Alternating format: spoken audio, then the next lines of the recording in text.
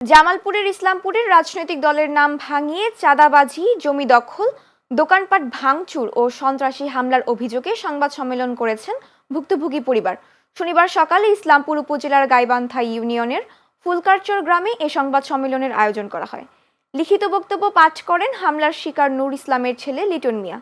লিখিত অভিযোগে তিনি বলেন, স্থানীয় ইউনিয়ন বিএনপির সহসভাপতি বাহাদুর ব্যাপারী ও তার সহযোগীরা দীর্ঘদিন ধরে দলীয় প্রভাব খাটিয়ে তাদের কাছে চাঁদা দাবি করে আসছিল।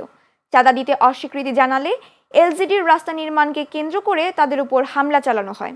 লিটন মিয়া আরও বলেন, ঘটনার পর প্রশাসনের বিভিন্ন দপ্তরে লিখিত অভিযোগ দেওয়া হলেও এখন পর্যন্ত কোনো প্রতিকার পাননি তারা।